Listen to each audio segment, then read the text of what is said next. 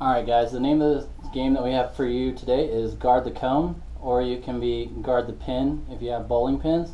Currently at my new job I don't have any bowling pins quite yet, so I use the lightweight like soccer cones that they use for soccer practice, and those work pretty good. Basically what I'm going to do is I'm going to put poly dots all over the gym floor, kind of spread them out equal distance apart. I think I can fit probably like 30-35 cones in the gym spread out equally, and when the kids come into the gym I basically say, hey, go stand in front of any cone, only one person per cone, and if we have leftovers in the class, which we normally do, we'll have them line up behind a big cone over here against the side, and they'll line up right there and wait for their turn. Basically how this game works is each student is going to have a cone or a bowling pin to guard. So they're going to stand in front of it. They cannot hold the cone up with their feet, in between their feet. They must stand in front of the cone and block, much like a hockey goalie or a soccer goalie. They cannot crouch over the top of it or sit down in front of it. That's another rule we like to go over.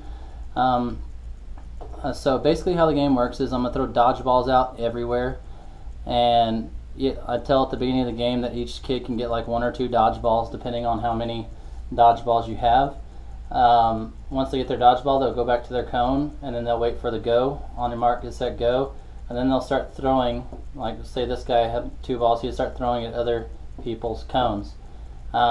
If he knocked down this person's cone, this person would leave the cone down. That's the most important rule. Leave the cone down. Remind your students over and over to leave the cone down. So as soon as it got knocked down, this person that was at this cone would go to the back of the line. The first person in line would be paying attention, run out to this cone, stand it back up, and start playing. If you knock your own cone over, you're out. You have to pay attention to your surroundings, and if you knock your own cone over, you're out, and you have to go to the back of the line and wait your turn again. So the next person in line would come out and take their cone. It's a really fun game. A couple rules I like to instill. If they can run anywhere to get a ball. They can leave their cone to go get a ball if they want to, but they must come back to their cone in order before they throw. We have some kids that like to run up and nail it from up close and then run back to their cone, and that's not very fair. So we have them stay by their cone when they're throwing. Like they can go retrieve a ball, but they must return to their cone before they throw it. It's a very fun game.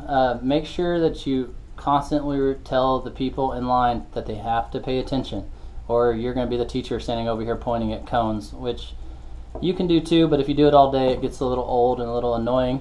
So make sure that you tell your kids to be paying attention, and when they see a cone down and they're in the front of the line, to run to that cone and take that person's place and get started right away. It's an awesome game called Guard the Cone, and I hope you guys enjoy it.